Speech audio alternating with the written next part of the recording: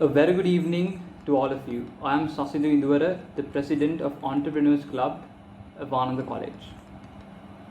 It is with great pleasure that I welcome you all to INCENDIUM 2021, which is a timely entrepreneurial dialogue organized by our club for the second time this year. So, before moving on to introduce our guest speakers for today's evening, I would like to brief you all a little about our club's history and the vision. So, Ananda College Entrepreneurs Club, or most commonly known as ACEC, was founded in 2018 with the primary objective of empowering young Anandians to become leading business leaders in Sri Lanka and thereby inherently supporting for the development of Sri Lanka as well. But with the decisions we made during the past 2 years, we have been able to expand our scope not only to Anand but also to other schools all across Sri Lanka as well. And that expansion of our reach would not have been possible if not for the spike in virtual technology that happened due to the COVID-19 pandemic outbreak. So that is one reason why I personally consider the COVID-19 pandemic to be a blessing in disguise. Currently, our club has more than 100 active participants and has established itself within Ananda and also within the society at large very strongly. And all these would not have been possible if not for the enormous contribution given to us by our teacher in charge, Madam Vanshika Piri. So with that being said, now if we move on to our guest speakers for today's evening dialogue on entrepreneurship, we first have a character who he himself has been a serial innovator and an entrepreneur and currently holds the position as the Chief Operating Officer at Sri Lanka Institute of Nanotechnology. Mr.Heminda Jayaweera, sir, we welcome you with utmost pleasure to INCENDIUM 2021 as our first speaker. And then moving on to our second speaker, this personality is quite an unique one and he has been listed in the Forbes 30 under 30 list and is the founder of Search.Global, which is an international company on digital marketing strategy. So Mr.Bhanuka Harischandra, we welcome you, sir, with utmost gratitude and to INCENDIUM 2021. And with that being said, now I would like to invite Tenula Pereira, who is the Chief Project Organizer of INCENDIUM 2021, to moderate the session from now on.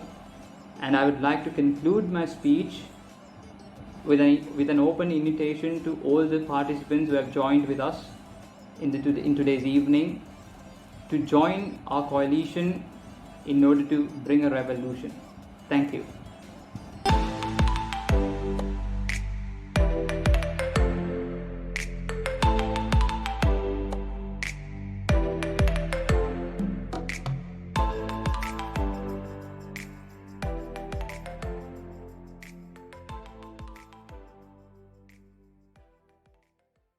Thank you, Sasidhu Ayya.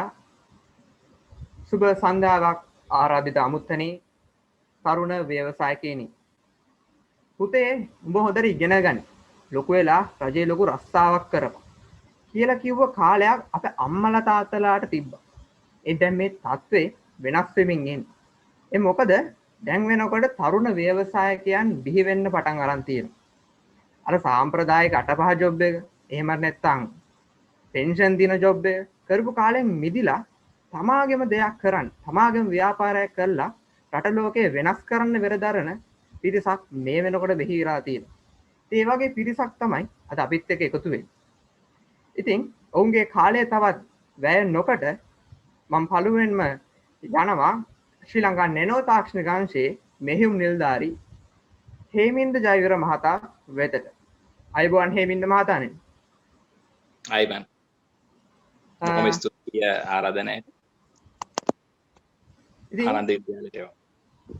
ඉතින් පළමුවෙන්ම මා කැමති අප නරඹන සහෝදර සහෝදරයන්ගේද දැනගැනීමට ඔබතුමා ගැන පොඩි හැඳින්වීමක් අපිට කරනවා නම්.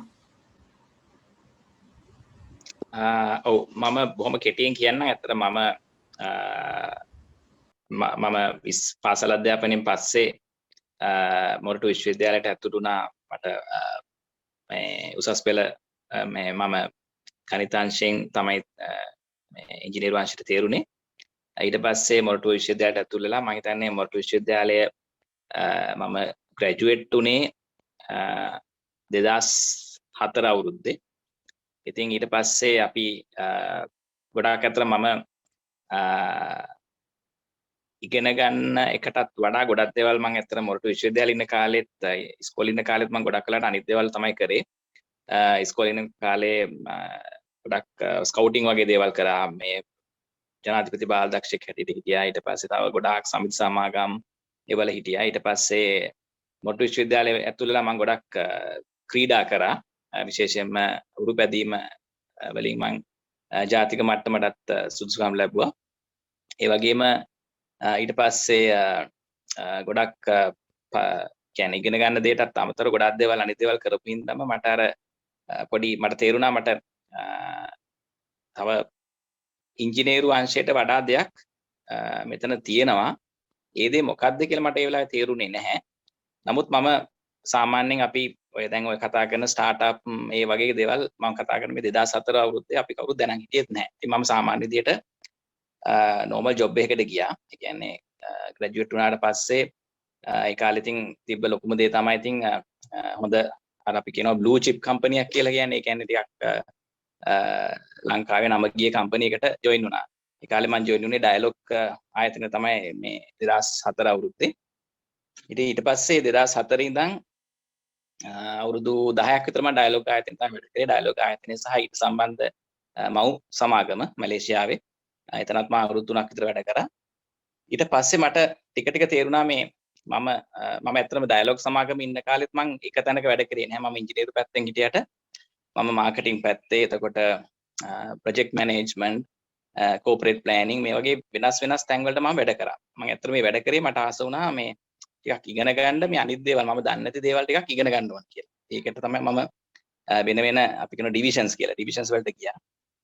ඒ අතර තමයි මට අන්තිම අවුරුදු 3-4 මම හිටියේ අර ඉනෝවේෂන් සම්බන්ධ. ඒ කියන්නේ නවෝත්පාදන පැත්තේ. ඒ කියන්නේ අලුත් ප්‍රොඩක්ට්ස් දාන ප්‍රොඩක්ට්ස් ඩෙවලොප්මන්ට් පැත්තේ තමයි මම ඩයලොග් ආයතනයේ වැඩ කරේ.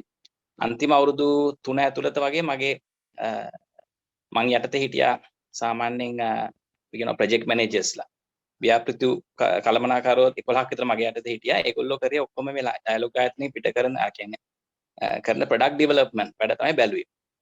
ඒකත් එක්ක මට මේ ඉනෝවේෂන් නවෝත්පාදන කියන ගැන පොඩි මේකක් ආවා. හැබැයි මට තේරුණා ඩයලොග් වගේ ආයතනයක ඉන්නවට වඩා මම මගේම දෙයක් පටන් ගත්තොත් ඊට වඩා නවෝත්පාදන පැත්තට මට ගොඩක් දෙයක් කරන්න පුළුවන් කියන හැඟීම තමයි ආවේ. ඉතින් ඒක දැනගෙන මම 2015න් පස්සේ මගේම දෙයකට කියලා මම ඩයලොග් ආයතනයෙන් අයින් වෙලා මගේම ස්ටාර්ට්අප් පටන් ගත්තා. මුලින්ම මම ඇත්තටම පටන් ගත්තේ මම අවුරුදු 11ක් විතර වැඩ කරලා එකතු කරපු සල්ලි වලින් මම ඉන්වෙස්ට් කරා ස්ටාර්ට්අප් එකකට. ඒක දැන් ඇත්තටම ස්ටාර්ට්අප් එකට වඩා ටිකක් ලොකුට ගිහිල්ලා ඉංජිනේරුවෝ 30ක් විතර වැඩ කරන software house එකක් දැන් effective solutions කියලා අපි මේ අපේ ඔෆිස් එක නාවල තියෙන්නේ. ඒකේ පළවෙනි ඉන්වෙස්ටර් හැටියට තමයි 2015 දී ඒකට ඉන්වෙස්ට් කළා. අද දැන් ඒක සෑහෙන තැනකට ඇවිල්ලා තියෙනවා. ඊට අමතරව ඊටත් පස්සේ ඉතින් ස්ටාර්ට්අප්ස් මම මගේම කියලා ස්ටාර්ට්අප්ස් මම තව 3ක් විතර පටන් ගත්තා කෝ-ෆවුන්ඩර් කෙනෙක් හැටියට. ඉතින් ඊට පස්සේ මට ආරාධනාවක් හම්බුණා මොරටු විශ්වවිද්‍යාලයේම අවුරුදු 2ක් විතර කන්සල්ටන්ට් කෙනෙක් වෙන්න ස්ටාර්ට්අප් පටන් ගන්න උදව් කරන්න කියලා. ඒකත් මම කරා 2017 18 අතර.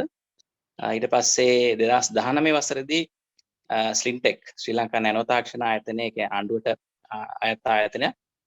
ඒ ආයතනයේ ප්‍රධාන මෙහෙයුම් නිලධාරී හැටියට එන්න කියලා මට ආරාධනාවක් හම්බුණා. ඉතින් මම මේක අපි කියන චැලෙන්ජ් එකක් අභියෝගයක් හැටියට බාර අරගෙන මම ජොයින් වුණා 2019. එතන අවුරුදු දෙකකට තමයි මම බාරගත්තේ. දැන් මගේ කාලේ ඉවරයි. මම තව දවස් 8කින් විතර මම එකෙන් අයින් වෙනවා. මොකද මම මගේම දේවල් කරගෙන ඉන්න ගමන් තමයි මම මේ අභියෝගයක් හැටියට ඒක බාරගත්තේ. ඉතින් නැවතත් මගේ ફોකස් එක මේ අගෝස්තු මාසයේ ඉඳන් මගේම ස්ටාර්ට්අප් වලට මම කරන්න තමයි බලාපොරොත්තු වෙන්නේ. ඉතින් බොහොම කෙටියෙන් හේමින්ද ගැන නැත්නම් මං ගැන මට ඒක තමයි කියන්න තියෙන්නේ. ඔව් මං හිතනවා ඔබතුමාගේ පසුබිම ගැන අප සියලු දෙනාට හොඳ වැටහීමක් ඇති වුණා කියලා. දෙවන ප්‍රශ්නයට යොමු වන්නට පෙර මා කැමැති අප නරඹන සහෝදර සහෝදරයන්ට කියන්න ඔබලාට ප්‍රශ්න එහෙම තියෙනවා නම් අපේ chat box එක ඔස්සේ දැනුවත් කරන්න අපි අදාළ කතිකයන් වෙත ඒවා යොමු කරන්න. ඉතින් මා මීළඟට හේමින්ද මහතාගෙන් අසන්නට යන ප්‍රශ්නය ඉතා කාලෝචිත ප්‍රශ්නයක්. අපි හැමෝම දන්නවානේ COVID-19 වසංගතය නිසා රටේ ආර්ථිකය රටේ දළදේශීය නිෂ්පාදනය වැටිලා තියෙනවා. ඉතින් මේ වගේ අවස්ථාවක තරුණ ව්‍යවසායකයන් හැටියට අපි කොහොමද මේකට මුහුණ දෙන්නේ? අපි කොහොමද මේ වගේ තත්ත්වයකදී ව්‍යාපාරය පටන් අරන් කරගෙන යන්නේ? ඒ වගේම වර්තමානයේ වෙන විට තරුණ අපිට තියෙන ව්‍යාපාර අවස්ථා මොනවද? ඔබතුමාගේ දෘෂ්ටි කෝණය අනුව මේ පැහැදිලි කරොත්. මම හිතන්නේ මම මේක තේරුම් කරලා දෙන්න බලන්නම්. මගේම මම කියවනේ මම ස්ටාර්ට්අප්ස් කීපයක අපේ කෝ-ෆවුන්ඩර් නැත්නම් සමහර වෙලාවට මම ඉන්වෙස්ට් කරා as a මේ ආයෝජකයෙක් හැටියට. ඉතින් මගේම එක්ස්පීරියන්ස් එක අනුව මම කියන්නම්. මම හිතන්නේ විශේෂයෙන්ම මම කියන්නේ නැහැ දැන් අවුරුදු දැන් ඔයගොල්ලන්ගේ වයස ඉස්කෝලේ යන වයසේදී නම් සාමාන්‍යයෙන් අවුරුදු අපි 12 සිට 18 දක්වා කාලෙදී තමන්ගේම කියලා ව්‍යාපාරයක් පටන් ගන්න පුළුවන්ද කියන එක මම හැම කෙනාටම කියන්නේ නැහැ. ඒක බොහොම අමාරු දෙයක්. ඒක ඔය වයසේදී විතරක් නෙමෙයි ඊට වඩා වැඩි වයසේදීත් ඒක ලේසි වෙන්නේ නැහැ. නමුත් මම කියන්නේ නැහැ ඒක කරලා සාර්ථක වෙන්න කියලා. නමුත් ඒක කරන්න උත්සාහ ගන්න එකේ ලොකු වටිනාකමක් තියෙනවා. ඒ කියන්නේ අපි තුමු දැන් ඉස්කෝලේ ලෙවල් පන්තියේ මැත්ස් හරි කවුන්ටිං මේ හරි නැත්නම් මේ බයොලොජි හරි කරලා ඉගෙන ගන්න ප්‍රමාණයක් තියෙනවානේ. ඒ ප්‍රමාණය අපි තුමේ බොහෝ විට දැන් මේ යුනිවර්සිටි විශ්වවිද්‍යාලේ ගියත් අපි ඉගෙන ගන්න එක දෙයකට සම්බන්ධ දෙයක් විතරයි. නමුත් අපි හිතමු ඔය වයසේදී හරි පටන් ගත්තොත් මොන හරි තමන්ගේම දෙයක් පටන් අරගත්තොත් අපි කියනවා මේ ඉන්වෙන්ෂන් එකක් කරලා ඒක ඉනෝවේෂන් එකකට ගෙනියනවා නැත්නම් ඒක මිනිස්සු අතරට ගෙනියනවා කියන එක ඇතුලේ ගොඩාක් දේවල් ඉගෙන ගන්න ඕන. තමන්ම අත්අදා බැලීම් කරලා ඉගෙන ගන්න ඕන. උදාහරණයක් ගත්තොත් එහෙම අපි තුමු පොඩි software එකක් ලියලා ඒක මාකට් එකට දානවා කියන්නේ ඔයාලට දැනගන්න වෙනවා software එක දැනගන්න ඕන ටෙක්නොලොජි පැත්ත විතරක් නෙමෙයි. ඒකට අවශ්‍ය මාකටිං පැත්ත, ඒකට අවශ්‍ය පොඩ්ඩක් ලීගල් පැත්ත, ඒකට අවශ්‍ය මිනිස්සුන්ට කොහොමද කතා කරන්නේ, ඔය සෙල්ලින් ස්කිල් එක මේ හැමදේම ඉගෙන ගන්නවා මේ පොඩි කාලයක් ඇතුළත. මම හිතන්නේ ඒක තමයි වැඩියෙන්ම වටින්නේ. මේ වගේ දෙයකට යනකොට ඔයගොල්ලෝ පස්සේ කාලෙක ජොබ් එකකට ගියත් ඒ දැනුම ඉතාම වටිනවා. සමහර විට අවුරුදු 2-3ක් A-level පන්ති වල ඉඳලා හරි නැත්නම් අවුරුදු 2-3ක් යුනිවර්සිටි ගිහිල්ලා ඉගෙන ගන්නවට වඩා වැඩි ප්‍රමාණයක් බොහොම කෙටි කාලයක් ඇතුළත මේ ස්ටාර්ට්අප් එකක් නැත්නම් මේව නවෝත්පාදනයක් කරන කෙනෙකුට ඉගෙන ගන්න පුළුවන්. මම හිතන්නේ එතන තමයි ඒ එන එක්ස්පීරියන්ස් එක වෙන කොහෙන්වත් ගන්න බෑ. ඉතින් මම හිතන්නේ එතන තමයි වටිනාකම. ඉතින් මම හිතන්නේ දැන් ඔයගොල්ලෝ ඒ ආසාව තියෙනවා නම් යම් කිසි කෙනෙක් ඒක කරන්න හැබැයි ඒක කරන්න යන්න යද්දි තේරුම් ගන්න ඕන දෙයක් තමයි මම කරා කියලා මට සාර්ථකත්වයක් ලැබෙයි කියලා හිතලා යන්න එපා. කියන්නේ මම මාසයක් දෙකක් කරද්දි මට මේකේ ඉහළ ප්‍රතිඵල ලැබෙයි කියලා හිතාගෙන ගියොත් මම හිතන්නේ ගොඩක් වෙලාවට ඔයගොල්ලෝ අධෛර්යමත් වෙනවා. එහෙම වෙන්නේ නැහැ. ඒක අර ට්‍රයල් ඇන්ඩ් එරර් සමහර විට වැරදිලා ඒ වලින් තමයි ඉගෙන ගන්න. සමහරට එහෙම වැරදුනත් කමක් නැහැ. ඒ උත්සාහය ගන්න එක බොහොම වටිනවා. ඉතින් මම කියන්න යන්නේ දැන් මේ පුතා ප්‍රශ්නේ ඇහුවේ මේ වගේ කාලෙක කොවිඩ් වගේ කාලෙක මේ වගේ දෙයකට යන එක කොච්චර වටිනාකමක් තියනවද කියලා. මම හිතන්නේ කොවිඩ් ආවත් නැතත් මම හිතන්නේ ලංකාවේ අතීතය ගැන කතා කරොත් එහෙම මම පොඩි උදාහරණ කීපයක් දෙන්නම්. 1970 ගණන් වල ලංකාවේ පොඩි කියන සර්වේ එකක් කරපුවාම දැක්කා මේ අපි කතා කරන මේ අතිතාක්ෂණික අපනයන. අපි කියන හයිටෙක් එක්ස්පෝර්ට්ස් කියලා. ඒ කියන්නේ සාමාන්‍යයෙන් ඒවා ඉලෙක්ට්‍රොනික්ස්, කම්පියුටර් ඒවා එතකොට අපි කතා කරන නැනෝ ටෙක්නොලොජි, බයෝ ටෙක්නොලොජි මේ වගේ දේවල් වලින් ලංකාවේ අපනයන කරලා ලබා ගන්න ප්‍රමාණය 100ට 1ක් වගේ තමයි තිබුණේ 1970 ගණන්. මම කියන අවුරුදු 50කට විතර කලින්. හැබැයි එතනනේ මේ ප්‍රශ්නේ තියෙන්නේ. මේ දැන් මට ළඟම තියෙන data නැහැ. නමුත් අවුරුදු 5කට 6කට කලින් data ගත්තාම ඒ කියන්නේ අවුරුදු 45කට පස්සේ ගත්ත data වලක් තියෙන්නේ ලංකාවේ අධිතාක්ෂණික අපනයන වලින් ගන්න ආදායම තාමත් තියෙන 101.1 ගන්න. කියන අවුරුදු 45ක් 50ක් මම හිතන පරම්පරා දෙකකටත් වැඩි කාලයක් ඇතුළත ලංකාවේ මේ අධිතාක්ෂණික අපනයන කියන එක දියුණු වෙලා නැහැ. ඉතින් මම හිතන්නේ එතන තියෙන ලොකුම ප්‍රශ්න තමයි අපි තාමත් අර ලංකාවේ අපි සල්ලි හොයන්න හදන්නේ රටක් හැටියට සල්ලි හොයන්න හදන්නේ අර පරණ විකුණපු තේපොල් රබර් විකුණලා නැත්නම් ඇඟලුම් කර්මාන්තය සෑහෙන දියුණුනා. නමුත් එතනත් අපි දකින්නේ නැහැ අධිතාක්ෂණික ඇඟලුම් කර්මාන්තයක් ලංකාවේ තියෙනවා කියලා. ඒ තරම තියෙනවා නම් පොඩි ප්‍රතිශතයක් විතරයි. ඉතින් මේ නවෝත්පාදන නව තාක්ෂණයත් එක්ක තියෙන ලංකාවේ අපි සල්ලි වන්න තියෙන උනන්දුව තියෙන්නේ බොහොම පොඩි ප්‍රමාණයක්. මම හිතන්නේ ඒතන තමයි ලංකාව තවමත් අපි කියනවා ඩෙවලොපින් කන්ට්‍රි එකක් නැත්නම් දියුණු වෙමින් පවතින රටක් කියලා තාමත් අපි කියන්නේ හේතුව එතන තමයි. නැත්නම් මේ පාලකයන්ගේ ප්‍රශ්නයක්වත් වෙන මිනිස්සු එක ප්‍රශ්නයක් නෙමෙයි. අපි හැම ඒ පාලකයන්ගේ ප්‍රශ්නකුත් තියෙනවා. නමුත් අපි හැමෝගෙම තියෙන ප්‍රශ්නයක් තමයි ඊට හේතු වෙලා තියෙන්නේ. මොකද ලංකාවේ මේ අපි අර කියන ඉනෝවේෂන් පැත්තෙන් අවෝත්පාදන පැත්තෙන් යමක් කරලා ඒක මාකට් එකට දාලා ලංකාවට ඩොලර් ගේන්න හරි සල්ලි හොයන්න උත්සාහ කරන ප්‍රමාණය බොහොම පොඩි කීප දෙනයි. නැතුව නෙමෙයි ඉන්නවා කීප දෙනෙක්. නමුත් බොහොම පොඩි දෙන. ඒක මදි. ලංකාව ගත්තොත් එහෙම සාමාන්‍යයෙන් අර ව්‍යවසායකයන් ප්‍රමාණය ජනගහණයෙන් බෙදලා ගත්තාම එන අගය බොහොම අඩු රටක්. අඩුම රටවල වලින් එකක්. මම හිතන්නේ මේ ව්‍යවසායකත්වය නවෝත්පාදනය කියන එක ලංකාවේ මිනිස්සුන්ගෙන් ටිකක් ගිලිහෙමින් පවතින දෙයක්. ඒක ලොකු ප්‍රශ්නයක්. නමුත් මම කතා කරන අවුරුදු 2000කට විතර කලින් ලංකාවේ හිටියේ බොහොම ෂූර නවෝත්පාදක හිටපු රටක්. ඒක අපේ ලේවල නැහැ කියලා කියන්න බෑ. අපේ ලේවල තියෙනවා. නමුත් යම් කිසි හේතුවකට ඒක දැන් අපෙන් ගිලිහෙමින් පවතිනවා. මම හිතන්නේ එතන තමයි මේ ලංකාව අපි දියුණු කරන්න නම් අපි කතා කරනවා මේ ප්‍රොෆෙෂනල්ස් කියලා කට්ටියක් එන්ජිනියර්ස්ලා ડોක්ටර්ස්ලා accountants වගේ කට්ටියට වඩා වැදගත් වෙන්නේ මේ නවෝත්පාදකයන් සහ ව්‍යවස්ථායකයන් බිහි වුණාම තමයි. මොකද ඒගොල්ලෝ තමයි අපි කතා කරන්නේ engine growth. රටක engine of growth නැත්නම් මේ රටක් දියුණුව කරන්න පුළුවන් මේගොල්ලන්ට විතරයි කියන එක හැමතැනම කියනවා. මම හිතන්නේ එතන තමයි වැදගත්කම තියෙන්නේ. අපි මේ කොවිඩ් ආවත් නැතත් මම හිතන්නේ අවුරුදු 50කට 60කට එහා ලංකාවේ මේ අපි කතා කරන අතීතයේ ලොකු දියුණුවක් වෙලා නැහැ. අනිත් රටවල් හා සාපේක්ෂව. ඉතින් ඒක වෙනස ඇති කරන්න නම් කොවිඩ් වගේ දෙයක් ආවත් ඒ දියුණුව තිබුණා නම් අපිට ඒ කොවිඩ් එකට වුණත් මේ වගේ වසංගත තත්ත්වයක දුනත් කොහොම පහසුවෙන් මුහුණ දෙන්න පුළුවන්. ඒ තත්ත්වයට හරි එන්න අපිට කරන්න ඕන දේ තමයි ලංකාව අර මං කිව්ව දේ අර අධිතාක්ෂණික අපනයන හයි ටෙක් එක්ස්පෝර්ට් කියන එක වැඩි කරන්න. ඒකට අපිට ලංකාවේ තරුණයන් විශේෂයෙන්ම මේ අධිතාක්ෂණික නවෝත්පාදන වලට යොමු වෙන්න ඕන. ඒක try කරන්න ඕන. try කරලා ෆේල් වුණාට කමක් නැහැ. 1000ක් ෆේල් වෙලා 990ක් ෆේල් වුණත් කමක් නැහැ 10ක් එළියට එනවා. 10 දිනක් try කරලා 9 දිනක් ෆේල් වුණත් අපිට එකයි එළිය. ඒතර වැඩි දිනක් try කරන එකේ ලොකු වටිනාකමක් තියෙනවා. මම හිතන්නේ ඒ ගැන හිතලා ඒ දෙයට යොමු වෙන එක මේ පාසල් වයසේදී බොහොම වැදගත්. මම හිතන්නේ ලංකාව අවුරුදු 20කින් 30කින් ඕගොල්ලන්ගේ ළමයි ආනන්දෙට හරි ඉස්කෝලේට යන දවසක ලංකාව දියුණු වෙමින් පවතින රටක් නෙමෙයි ලංකාව දියුණු රටක් කියලා කියන්න පුළුවන් වෙන්නේ ඒ වෙනස ඕගොල්ලෝ පටන් ගත්තොත් තමයි. මම හිතනවා මම ඒට උත්තරේ දුන්නයි කියලා. ඔව් වර්තමාන يعني අරුණ ව්‍යවසායයක් හැටියට මොන වගේ ව්‍යාපාරද අපිට පටන් ගන්න පුළුවන්? කියන්නේ අපිට ඉගෙන ගන්න ගමන් කරන්න පුළුවන් ව්‍යාපාර?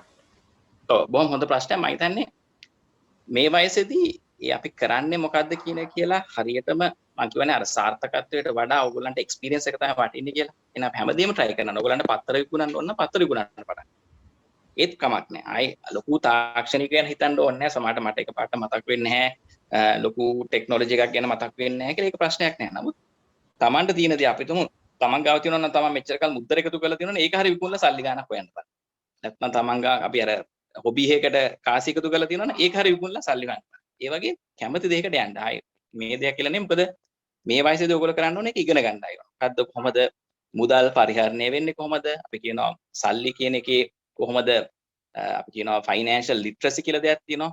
ඒ ෆයිනෑන්ෂල් ලිටරසි කියන එක දැනගන්න ඕන ගොඩක් අය හිතනවා තමන්ගේ ගෙදර කාර් එකක් ගන්න එක සහ ගියක් අලුතෙන් ගියක් ගන්න එක තමයි තමන්ගේ පොහොසත්කම මනින විදිය. ඒක බොහොම වැරදි. මම හිතන්නේ ඒක ඇත්තටම ගොඩක් අය අර අපි ඔයගොල්ලෝ පොතක් කියලා දෙනවද දන්නේ නැහැ. rich dad poor dad කියලා පොතක් තියෙනවා.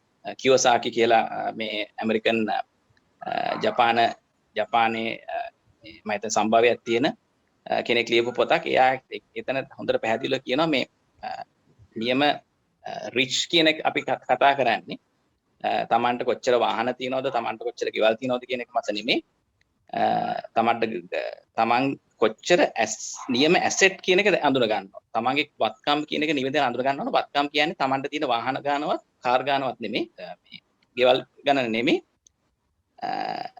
තමන් වැඩි මහන්සියක් නොවි තමන්ගේ සාක්කුවට සල්ලි එන වත්කම් කීයක් තියෙනවද කියන එක මත තමයි ඒක තීරණය වෙන්නේ. සමහරවිට තමන් පාවිච්චි කරන කාර් එක කවදාවත් වත්කමක් වෙන්නේ නැහැ. මොකද ඒකේ වියදමක් විතරයි. තමන් ජීවත් වෙන ගෙදර වත්කමක් වෙන්නේ නැහැ. මොකද ඒකට තවත් වියදම් වැඩි වෙනවා විතරයි. නමුත් තමන්ට තියෙනවා නම් ඉඩම් වලින් සල්ලි හොයන විදි නැත්නම් තමන්ගේ අර කිව්වාගේ කම්පැනියක් තියෙනවා ඒකෙන් සල්ලි හම්බ වෙනවා ඒ වගේ දේවල් තමයි අපේ මිනිහෙක්ගේ කොච්චර පොහසත්ද කියන එක තීරණය වෙන්නේ කොච්චර මුදලක් මේ ජනනය කරන්න පුළුවන්ද කියන එක තීරණය තියන්නේ ඒ වගේ ඒක තමයි නියම ෆයිනෑන්ෂල් ලිටරසි කියන්නේ මෙන්න මේ වගේ දේවල් ඉගෙන ගන්න පුළුවන් තමන් try කරොත් ඕනම දෙයක් try කරොත් මේක ඉගෙන ගන්න පුළුවන් හැබැයි ඉතින් දැන් තරුණ වයසේදී පොඩි දැක්මක් තියෙන්න බෑ පොඩි විෂන් එකක් තියෙන්න ඕනේද මම හිතනවා අර හුඟක් වෙලා try කරන්න කියලා අර අපි කතා කරනවා grand global challenges කියලා කියන්නේ ලෝකේ 10 දෙනෙකුට 20 දෙනෙකුට 30කට 40 නෙමෙයි ලක්ෂයකට නෙමෙයි මිලියනයකට නෙමෙයි බිලියනයකට බලපාන ප්‍රශ්න ලෝකේ අඳුනගෙන තියෙනවා මම හිතන්නේ singularity කියලා විශ්වවිද්‍යාලකින් තමයි ඒක අඳුනගෙන තියෙන්නේ ඒක ඒ concept එක තියෙන්නේ උදාහරණයක් ගත්තොත් සෞඛ්‍ය කියන එක අපි කිහිප දෙනෙකුට නෙමෙයි ලෝකේ බිලියනයකට තියෙන ප්‍රශ්නයක් ආහාර මිනිස්සු බිලියනයකට තියෙන ප්‍රශ්නයක් වතුර ජලය පිරිසුදු ජලය බිලියනයකට තියෙන ප්‍රශ්න මේ වගේ ප්‍රශ්න වලට ලංකාවෙත් තියෙනවා ලෝකයන් අනිත් හැමතැනම තියෙනවා මේ ප්‍රශ්න වලට උත්තර හොයන්න මොකද අපි ගොඩක් අය වැරදියට අඳුනගෙන තියෙන දෙයක් තියෙනවා ව්‍යවසායකයෝ කියලා කියන්නේ මේ සල්ලි හොයන මිනිස්සු ඒක ඒ බිස්නස් කාර්යයන්ට කියනවා ව්‍යවසායකයා නැත්නම් entrepreneur කියන්නේ සල්ලි වෙන මිනිස්සෙක් නෙමෙයි entrepreneur කියන්නේ ලෝකේ වැඩි දෙනෙකුට තියෙන ප්‍රශ්න වලට උත්තර ගේන මිනිස්සෙක්.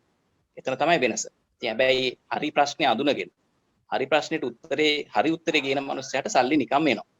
ඒක තමයි අපි දකින විශිෂ්ට ගණයේ ව්‍යවසායකයන් සාමාන්‍ය ලෝකේ පොහොසත්ම මිනිස්සු වෙලා තියෙනවා. අපි කතා කරන ගොඩක් කට්ටිය ලංකාවේ පිටරට. ඉතින් මම හිතන්නේ හැබැයි අපි මුලින්ම තේරුම් ගන්න ඕන දේ තමයි මේ entrepreneur කෙනෙක් කියන්නේ.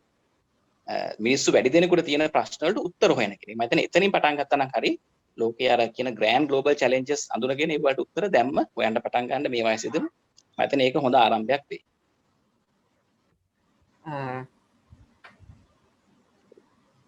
පල්ලමක් බහින්න ඕන නම් කන්දක් නගින්න ඕනේ කියලා කතාවක් තියෙනවා. ඉතින් ව්‍යවසායකයෙක්ට අනිවාර්යෙන් තමාගේ ව්‍යවසායගත ගමන තුල අභියෝග වලට ප්‍රශ්න වලට මුහුණ දෙන්න සිද්ධ වෙනවා.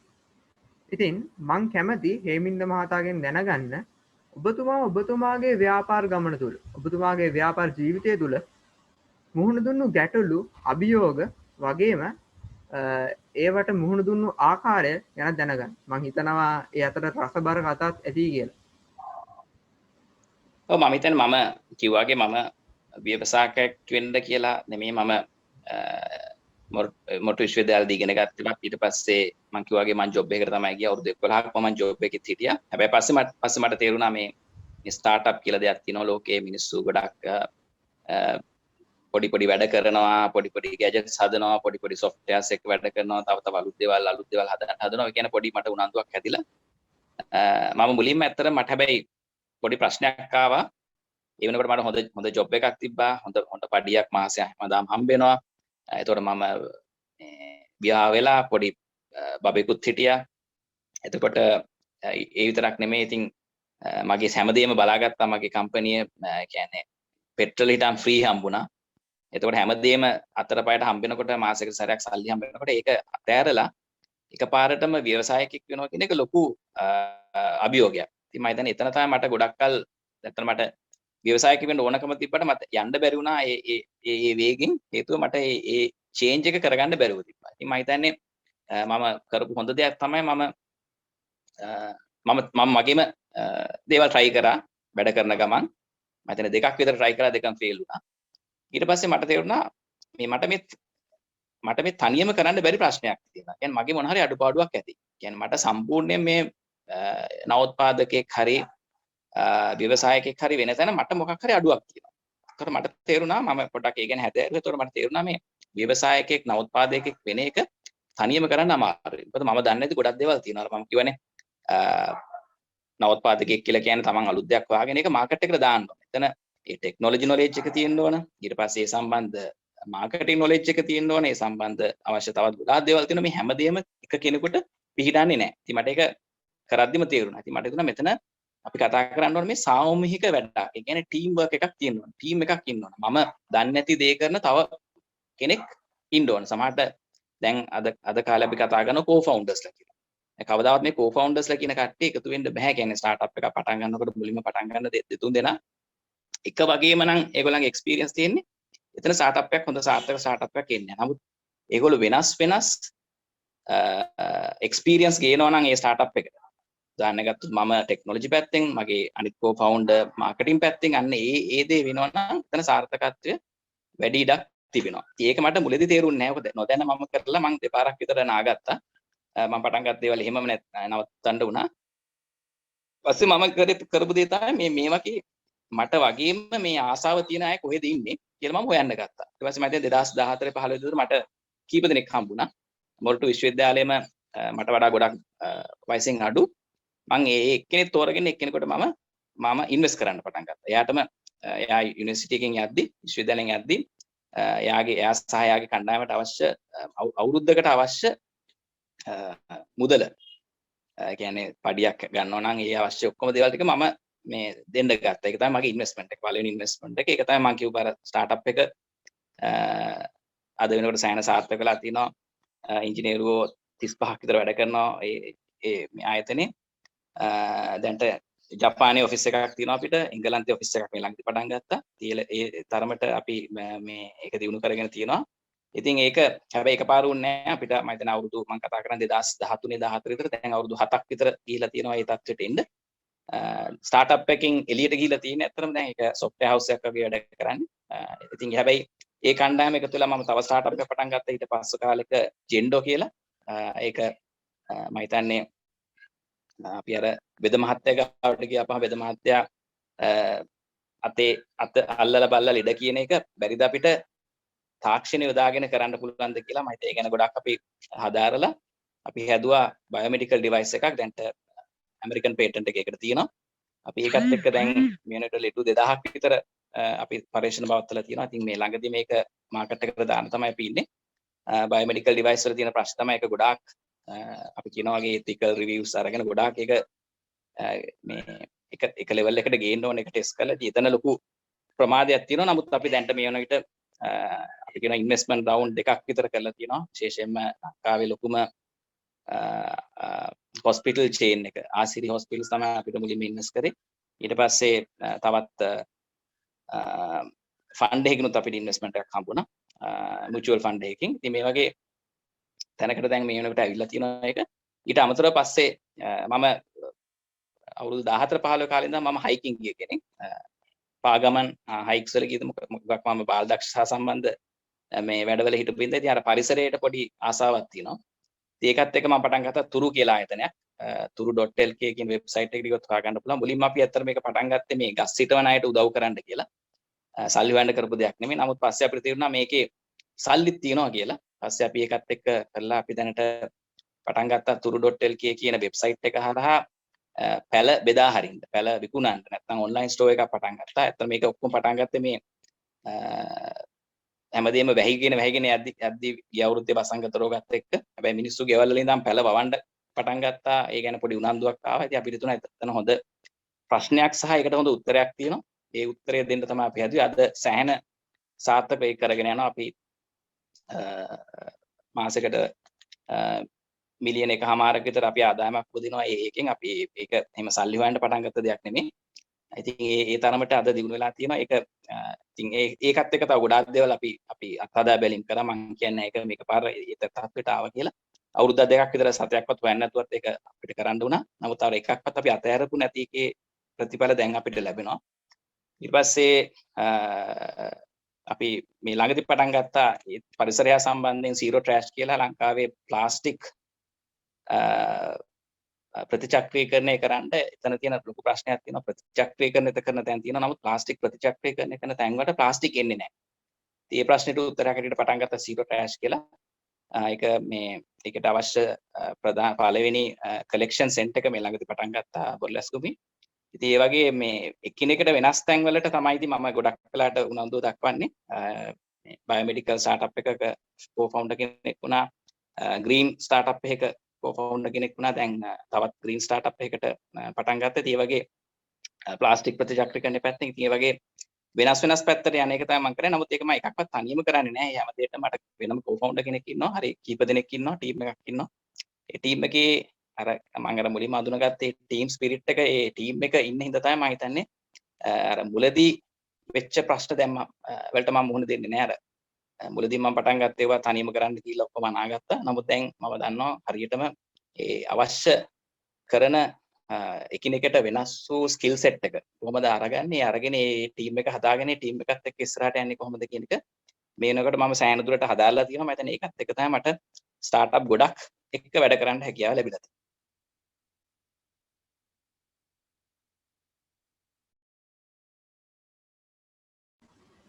අපිට තියෙන කාලය ටිකක් සීමිතයි. නමුත් මට මේ වෙනකොට ප්‍රශ්න කිහිපයක් හිතන එහෙම ලව් කරනවා වගේ කෝස් වෙච්චා සංවිධාන අපිට ගන්න පුළුවන් එහෙම තියෙනවද කියලා දැනගන්න.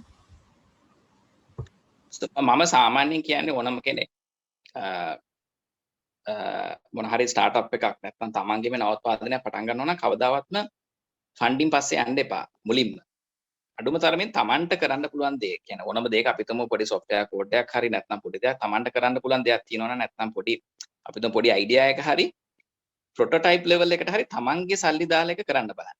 හරි එතන ලොකු වටිනාකමක් තියෙනවා මේ තමන් අර අපි කියනවා මේ තමුණුත් මොකක් හරි මේකට දැම්මයි කියලා මගේ සල්ලි හරි මොන හරි දෙයක් මම ඉතුරු කරපු අමාරුවෙන් ඉතුරු කරපු දේ හරි මේකට දැම්මා කියන එක බොහොම වැදගත්කමක් තියෙනවා. මොකද එතන මේ තමන් ඒ ගැන බිලීව් කරනවා. මමත් මේක විශ්වාස කරනවා කියන හැඟීම එතෙන්ට එනවා.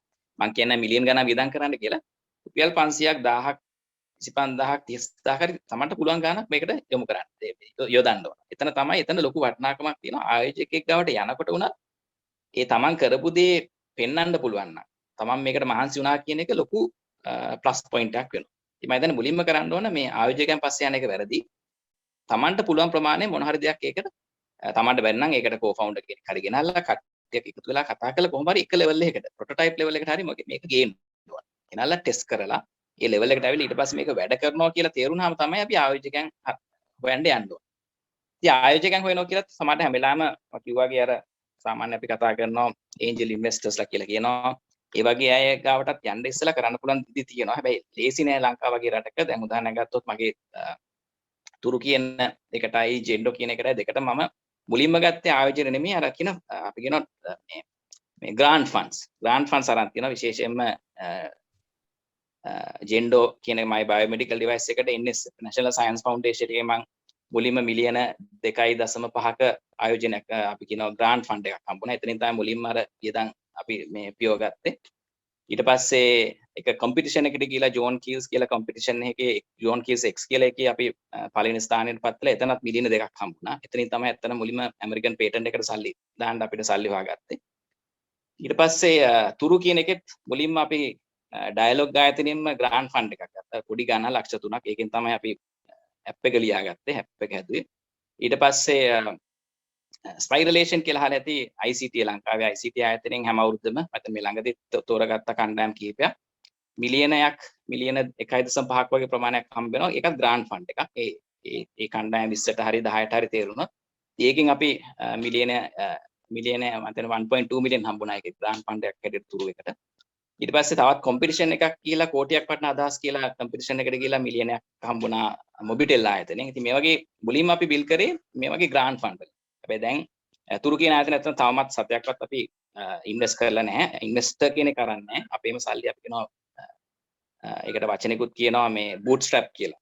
කියන්නේ තමන්ගේම සල්ලි වලින් තමයි ඒ තත්ත්වෙට ගෙනාවේ. අර කියපු පොඩි ග්‍රාන්ට් ෆන්ඩ්ස් විතරයි හම්බුනේ. මේ වෙන ආයෝජනයක් ඉන්වෙස්ට්මන්ට් එකක් ගන්න නැතුව තමයි මේ ලෙවල් එකට අරන් එන්නේ.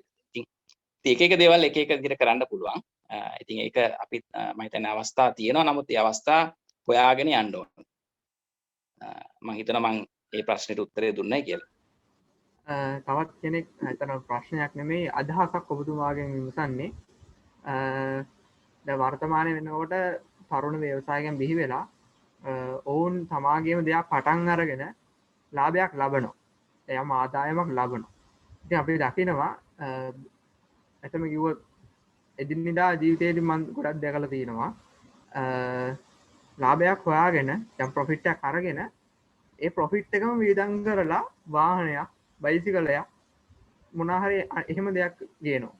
ඒකට ඒ වගේ දෙයක් ගැන ඔබතුමාගේ අදහස මොකක්ද? මම හිතන්නේ මෙහෙමයි. තමන්ටත් තමන්ගේ අපි කියමු ලිවිං ස්ටෑන්ඩඩ් එක වැඩි වෙන්නත් ඕන. මම හිතන්නේ ඒක අපි හැමදාම අපි මම බයිසිකලයක් නම් මට තියෙන හැමදාම බයිසිකලෙන් යන්න අවශ්‍යතාවයක් නැහැ. ඉතින් තමන්ට තමන් ඕන සල්ලි හොයනවා නම් ඒ වියදම ඒ හම්බෙන උපයන ආදායම අනුව වියදම් කරාට කිසි ප්‍රශ්නයක් නැහැ. ඒක තමයි අපි දියුණුව කියලා කියන්නේ. නමුත් අපි බලන්න ඕනේ හැම වෙලාවෙම අර මම සාමාන්‍යයෙන් හිතන දෙයක් තමයි අපි මේක මම හිතන්නේ නොබෙල් ත්‍යාගයක් හම්බුණා මේ මොඩල් එකට. ඕක ගොඩක් පොත්වලත් තියෙනවා. මම හිතන්නේ බුදුරජාණන් වහන්සේත් කියලා තියෙනවා අපි ආදායමක් හොයනවා නම් ඒ හොයන ප්‍රමාණයෙන් තමන්ගේ වියදම් වලට තියාගන්න 4 එකක් විතරයි. 4 එකක් විතරයි. ඊටු 4න් 3 ඒකෙන් කොටස් දෙකක් තියාගන්න ඕන. එක කොටසක් තියාගන්න ඕන හදිසියක් වුණොත් අනිත් කොටස් දෙක තියාගන්න ඕන. ඒ තමන් උපයන ආදායම තව වැඩි කරගන්න. කියන්නේ ඉන්වෙස්ට්මන්ට් තමන්ව රීඉන්වෙස්ට් කරන්න. අන්න එහෙම තමයි මේ මොඩල් එක තමයි මම ඇත්තට ගොඩක් පාවිච්චි කරන්නේ. මම සාමාන්‍යයෙන් පිළිගන්නේ නැහැ. උදාහරණයක් ගත්තොත් පොඩි ගාණක් හම්බ වෙනකොට මේක මේ ජොබ් එකක් කරන අයටත් අදාළයි. සමහර අය මුලින්ම ජොබ් එකක් හම්බුන ගමන් මුලින්ම කරන්නේ ලොකු ණයක් අරගෙන ගන්න පුළුවන් කාර් එකක් හරි නැත්නම් කියන්නේ තමන්ට කාර් එකක් ගන්න එපා කියලා නෙමෙයි කියන්නේ. නමුත් තමන් උපයන මුදලට වඩා ලොකු ප්‍රමාණයක් වියදම් කරනවා. සමහරට ඒක ලීස් එක ගෙවන්න නැත්නම් වෙන දේවල් වලට. අනේ මේ මට්ටමට යන්න එපා. මොකද ඒක එතනින් පෙන්නන්නේ තමන්ගේ පොහසත්කම නෙමෙයි තමන්ගේ දුප්පත්කම. ඉතින් අපි මම එතනින් අදහස් කරන්නේ වාහන ගන්න එපා, ලස්සන මොබයිල් ෆෝන් එකක් ගන්න එපා, ගියක් හදන්න එපා කියන එක නෙවෙයි. නමුත් ඒ දේ අපි ඒ සකසුරුවම් සහිතව කරන්න ඉගෙන ගන්න ඕන. මම හිතන්නේ ඒක ඔන්ටර්ප්‍රනර් කෙනෙක් වුණත් ඒක තියෙන්න ඕන. විශේෂයෙන්ම ඔන්ටර්ප්‍රනර් කෙනෙකුට මේ සකසුරුවම් කියන මුදල් අපි කියන ෆයිනෑන්ෂල් ලිටරසි කියන එක හොඳට තියෙන්න ඕන. මම හිතන්නේ ඔයගලන්ට හොඳට අත්දැකීම් ගන්න පුළුවන් පොතක් තියෙනවා. මම අර කිව්වාගේ අර Rich Dad Poor Dad කියන පොත කියවන්න අරගෙන බොහොම ලෙහෙසි ඉංග්‍රීසියෙන් තමයි ඒක තියෙන්නේ. අර අවුරුදු 9ක ළමයෙකුට තාත්තා කෙනෙක් කියන විදිහට තමයි ඒක තියෙන්නේ. මේ පොත පුළුවන් නම් අරගෙන කියවන්න. ඒකේ ලස්සනට කියලා තියෙනවා මේ ෆයිනෑන්ෂල් ලිටරසි කියන එක මොකද්ද? අපි ඇසෙට් එකක් කියන්නේ මොකද්ද? ලයබිලිටි එකක් කියන්නේ මොකද්ද? කොහොමද ඒක ඩෙවලොප් කරන්නේ? ඇසෙට් ඩෙවලොප් කරන්නේ කොහොමද? අන්නේ හැංගිට. ඉතින් මගේ නම් පිළිගැනීම අපි වියදම් කරන්න ඕන අර මම කිව්වා වගේ තමන්ගේ පාවිච්චියට වියදම් කරන්න ඕන. තමන් උපයන මුදලෙන් 4 එකක් විතර. ඊට වඩා වියදම් කරන එක වැරදි. අපිට තියෙන කාල වෙලා ඉතාමත් සීමිතයි. ඉතින් මම දැනට හෙමින් මහතාගෙන් අසන්නට තියෙන ප්‍රශ්න ප්‍රමාණය එතනින් නවත්තනවා. ඉතින් ස්තුතියි හෙමින්ද මහතාණනි. අපි බලමු කාල වේලාව විතර වුණොත් අන්තිමට අවසන් භාගයේ ප්‍රශ්න ටිකක් යොමු කරන්න. ඉතින් මා හිතනවා ඒ පිළිතුරුත් සමග අප නරඹන සහෝදරයන්ට හොඳ පිළිතුරු සහ තමගේ ප්‍රශ්න වලට හොඳ පිළිතුරු සහ මොටිවේෂන් එකක් ලැබෙන්නේ නැති කියලා. ඒ වගේම ඔබට නැවතත් කියන්න කැමති ආමත් ප්‍රශ්න තිබෙනවා නම් chat box එක ඔස්සේ අප දැනුවත් කරන්න. එසේනම් භානුක හරිශ්චන්ද්‍ර මහතා සමග මෙම සාකච්ඡාව ඉදිරියට ගෙන යාමට මිනිදු සොයුර ඔබටයි මේ අවස්ථාව. මිනිදු.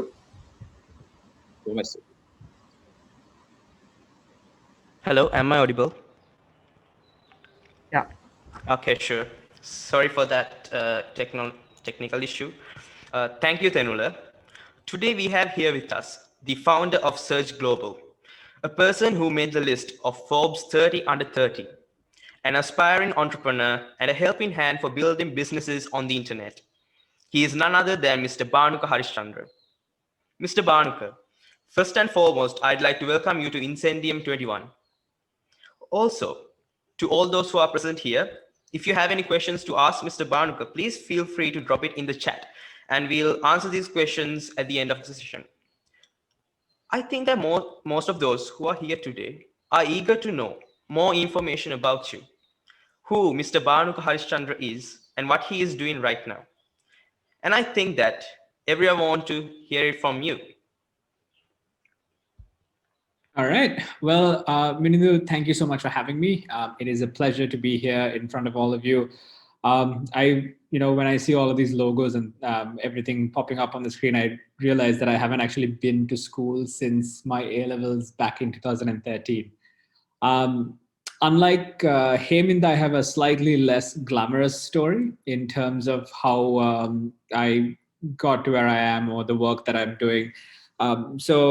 I highly recommend that you don't follow any of the advice that I'm about to give you or follow the footsteps that I did, because it was a series of events which, looking back, fell into the right place, but it's not necessarily one that I would encourage.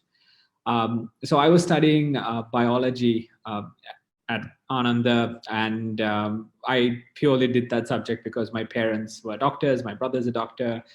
My brother's married to a doctor. My grandfather's a doctor. We grew up in a household where, you either grew up, like, you had decisions around what you wanted to be when you grew up, but the decisions were whether you were going to be in, like heart surgery or, neuro. You didn't get to choose whether you're going to be a doctor or not. Which subspecialty of medicine do you want to focus on?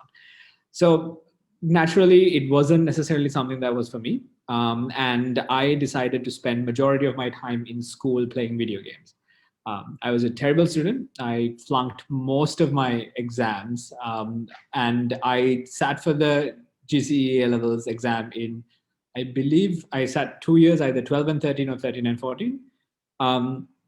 And the first time I, got 3 S's and passed, so to speak, but I haven't had sat down and studied an entire day in my life.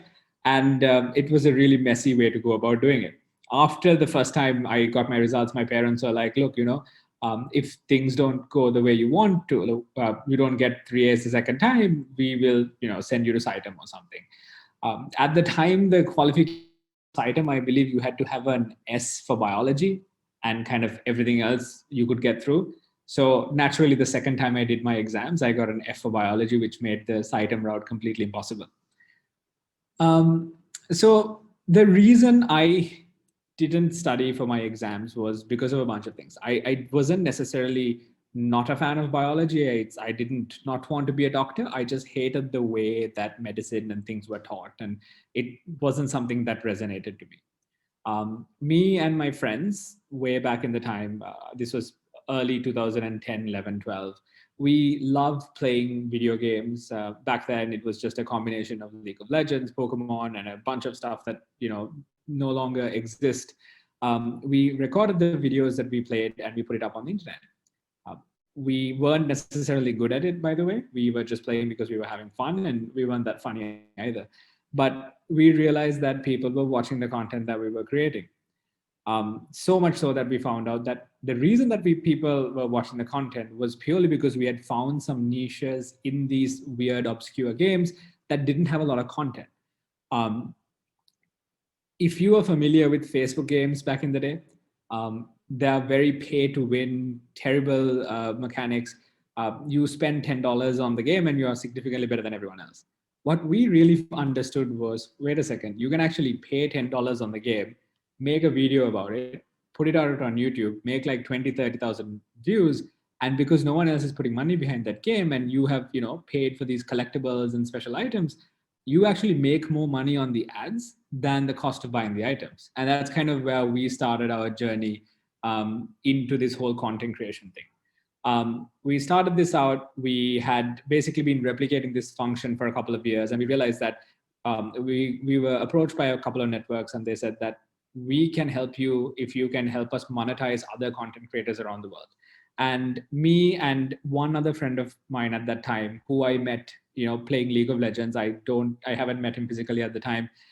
We started this thing together where we basically recorded tens of thousands of videos and just put it up on the internet.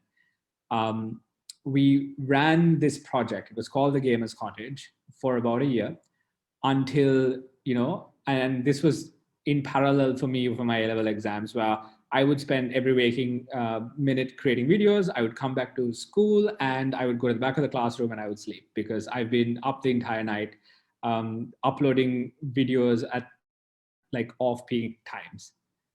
Now, it was good and it was tricky because at the time, me and one other friend, we were just children doing our exams, and we were making about $1,000 or $2,000 a month putting out content on YouTube. And if you're in Sri Lanka and you have that kind of money, that's a lot more than you know what to do.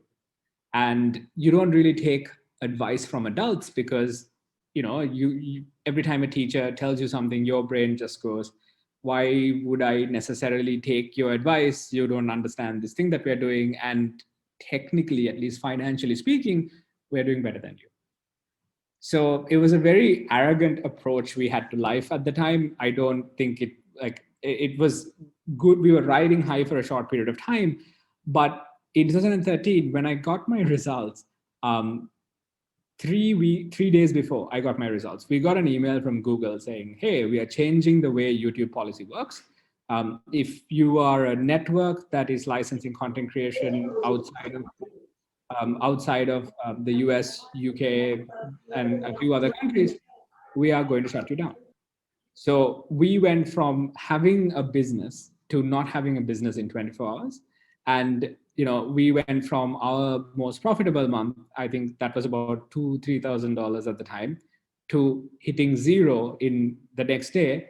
And then right after that, I get my A-level results, and we're like, oh, congratulations, you're screwed on both the business as well as your exams. So naturally, what we did was what any 18, 19-year-old would do. We lied to our parents. We told our parents that don't worry about it. This is like, we didn't tell them that we got this letter. We just said, oh, everything's completely fine. And we pretended that things were okay for about 6 months without telling anyone, and until we ran out of money, because we were not going to have that conversation with our parents to say, oh, you guys were right all along. Luckily, we had a company reached out to us and said, hey, we've seen you've done these gaming things on YouTube and you understand YouTube. We don't necessarily need help with gaming, but can you help us set up our YouTube channels, create content about, completely unrelated things? And this was a little bit of a light bulb moment for us, because we realized that, all this time we were getting paid based on the number of people viewing our content. And at our peak, we were doing about 60 million views a month on our YouTube network with all 600 channels combined. And someone was coming and saying, we don't really care about the views. We just want you, we'll just pay you to create the content. And that light bulb moment was kind of what made us go, okay, wait a second, there's probably something here. And we ended up moving away from video games to content creation. And naturally, from content creation, we went from YouTube to social media to what we do now is digital strategy consulting, as well as engineering for businesses, predominantly in the US and UK. And that's really how it began. It was a very slow start that we've been going on for about 7 years now. And, we've been back in 2018, about 4 years ago, we were acquired by a private investment organization called Tavistock. It's a multi-billion-dollar company that operates, in about 20 different countries.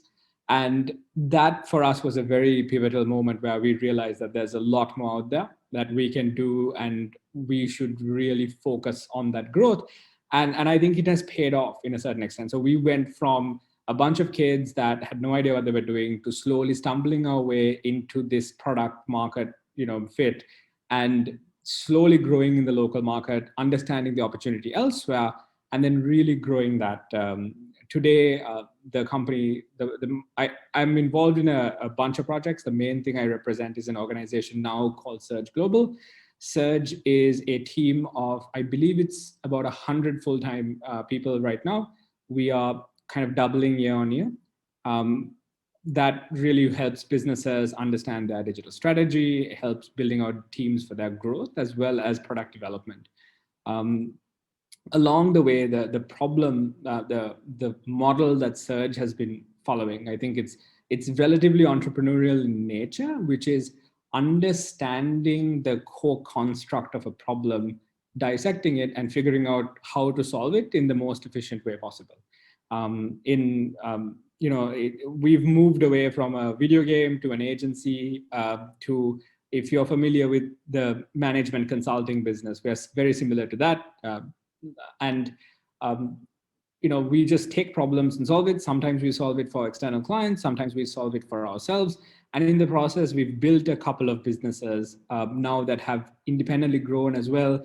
Company called Simple Books, which helps businesses. If you're starting a company, it helps you navigate the legal framework and set up a business in a couple of weeks with minimal cost. We operate a business called Paladin, which is an incubator for technology products, as well as a company now recently that raised funding called Rooster, which is very COVID specific actually. And it helps businesses manage and recruit good talent. And that's kind of where, that's a little bit about me, the information, the journey that I've had so far. in a very, very summarized couple of minutes. Thank you, Mr. Bhanuka. And I'd like to know if we have content creators here among us and some streamers, gamers, can they develop as an entrepreneur here from Sri Lanka? Is there a regional restriction or is it possible?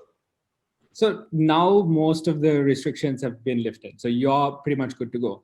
The most important thing, I think, becoming a content creator isn't necessarily about the content creation itself, but being a content creator on the internet gives you a unique disposition in understanding how an audience behaves. Whether you are building, like Heminda said, whether you're building software products, whether you're trying to save the environment, at the end of the day, you need an understanding of your core consumer. You need to understand how other people think, how you appeal to them, and how you communicate a message in a way that other people understand. And a content creator essentially spends their entire life figuring that out for that specific niche.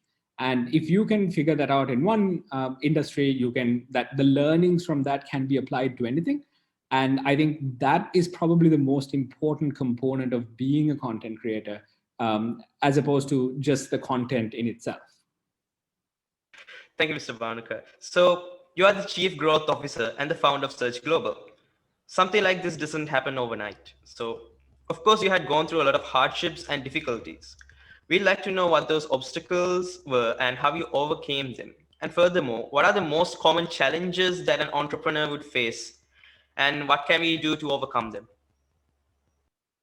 I think there's a ton of challenges. I'll break this down into a couple of points because we can go on this for hours and hours. I think the most important, or like the biggest first problem that we faced was cash flow. When we were running a business, everything was hypothetical. We hadn't learned how to run a company. So there's two ways, right? Heminda kind of mentioned that the best way to do it is, throw yourself in the fire and firefight it through, and you will, pick up a lot of skills. While that is true, there's also the flip side of the story where, when you do that, you also get burnt a lot. When we started Surge and when we were running the business, our biggest problem was we were very young. We hadn't had experience in the local arena. And every time you start negotiating things where you are setting up deals, whether you're getting into engagements, you are almost always at a disadvantage because you don't have a lot of credibility behind you. And in those situations, what happened to us in the beginning was that we had our customers just not paying. We had negotiated good rates, we had negotiated timelines, and we had delivered these projects. But we really struggle to collect on payments. And you will realize that this is a very, it's more common in Sri Lanka and Asian markets than it is in the US. But, markets like Bangladesh, Pakistan, I know it's far worse. But it was very difficult for us to go into organizations as a bunch of kids, essentially, and demand payment for the work that we've done. So we were, there's a lot of corporate bullies here. Some small businesses, some, big, quote unquote, credible ones as well, where you put in all the effort and you have nothing to show for it. And they know that they can get away with it because what are we going to do, right? We are not going to randomly go there and take legal action because we don't have the resources to actually do it. So we realized early on that it was a really tough struggle to kind of prove yourself and put yourself in a position where that doesn't happen to you every day.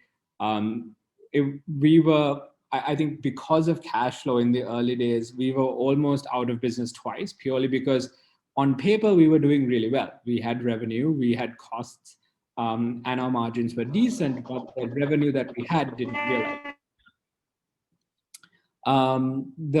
Another interesting challenge that we had when we were going through acquisition was we had initially discussed the paperwork, the terms, how we wanted to engage in the external investment. But the problem is, this was a large organization, they're fairly structured, and the first thing that they wanted to do was what you call a due diligence. Now, a due diligence process is essentially this really, brutal exercise to understand whether is everything that these people are saying accurate? Are they compliant? Are there any legal ramifications? And if there's anything that's wrong, they will find it and flag it.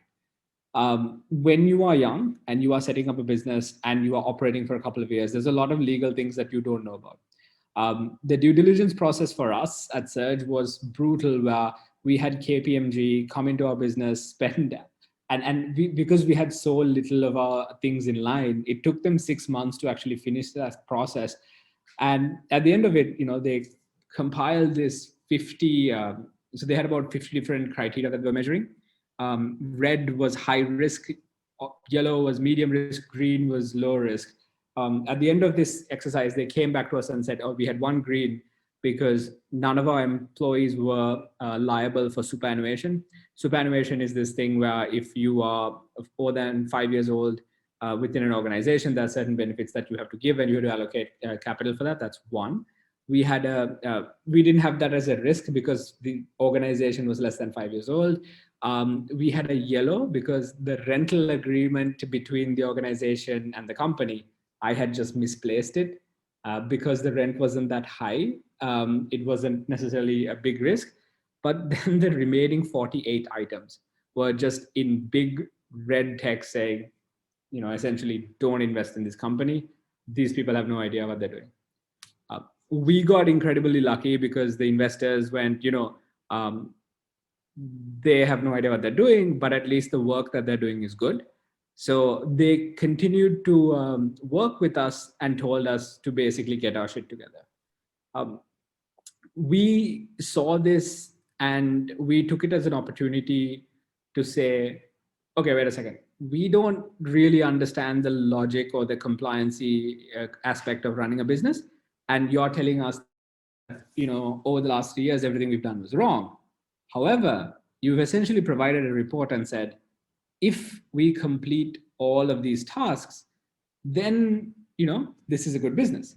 So what we did was we took that information and essentially just kept on hacking away at each one of these tasks every single week until, another 6 months went by and we solved all of these things. It was probably the best learning of our lives. I don't think even getting an MBA, you would be able to understand the level of,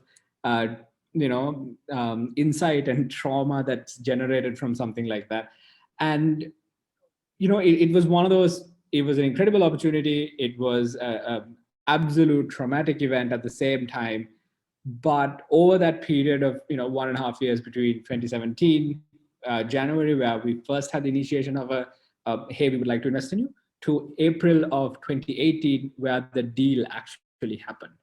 So I think that was probably one of those interesting things where no one really prepares you, and there isn't a way to even be prepared for these things rather than putting yourself in that situation.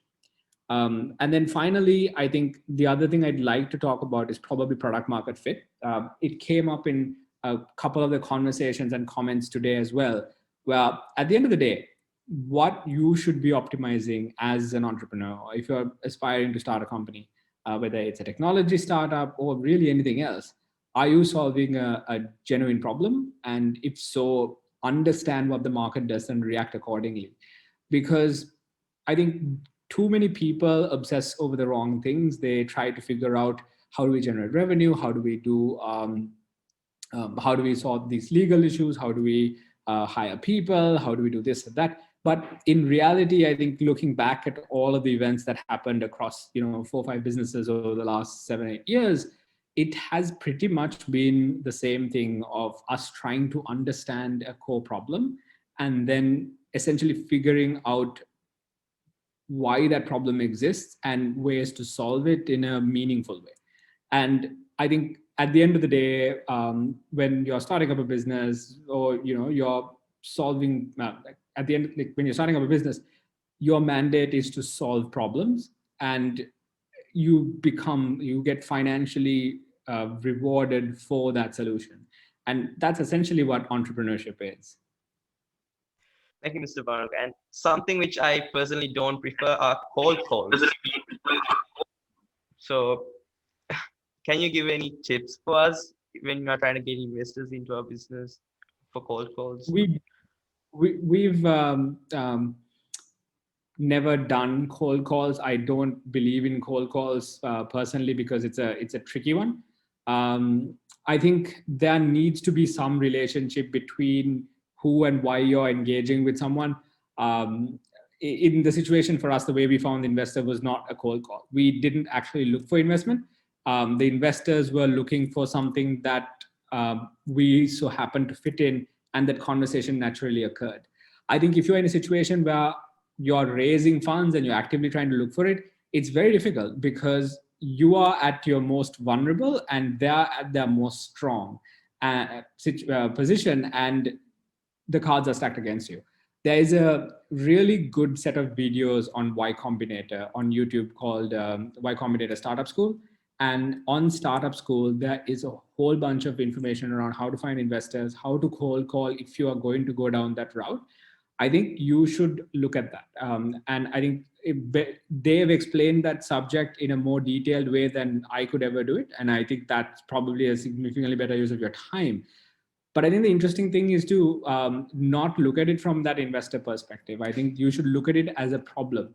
If you're solving a problem and there is a way to actually justify how that solution is being achieved, it's not difficult to raise money. It's not difficult to find investors because you are genuinely obsessed and attached to that problem. It's a lot difficult to find an investor when you're saying, I need money, because people don't resonate with that. Sure. And also a few months ago, I was looking into social media marketing and investing on the internet. And I think some of us have questions about how to make money using TikTok, YouTube, Facebook, and other platforms. Could you give us some advices for that? Okay.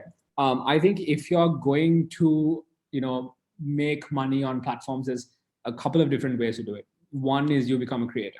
If you're a creator, majority of the platforms have an inbuilt monetization feature. YouTube has the YouTube Partner Program. TikTok, it's not available here, but they have the TikTok Creator Fund. Facebook has their own ads program, which also now goes to Instagram. So focus on building things that people want to read and consume, because a creator is essentially someone who creates content that other people want to watch. So I wouldn't be too worried about the specific platform because it's not a short-term play. Even when I was doing my stint on YouTube, I think the first check came about a year and 150 videos later, and it was $10. So it's a really long grind, and you need to be able to consistently do that. Once you have a community, then things become a completely different story because you have so many different ways to monetize. When we work with brands, we pay influencers, we pay affiliates, we do a whole bunch of things. And all of those opportunities exist because of that. Now it gets tricky because that means, it's almost a career. It's not like a set something up, make some money. And unfortunately, it's very difficult for you to do that. The people that do that tend to look at things like drop shipping and reselling products from one platform to another, arbitraging, running ads.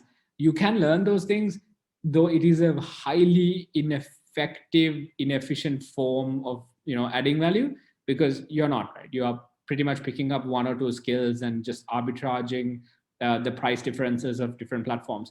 And markets and social media platforms are actually highly efficient. So you have a higher likelihood of losing more money in those situations than making it. Though you will see tens of thousands of courses on drop shipping. Shopify had this really interesting case study that most Shopify drop shipping money is made on Shopify drop shipping courses, not the products itself.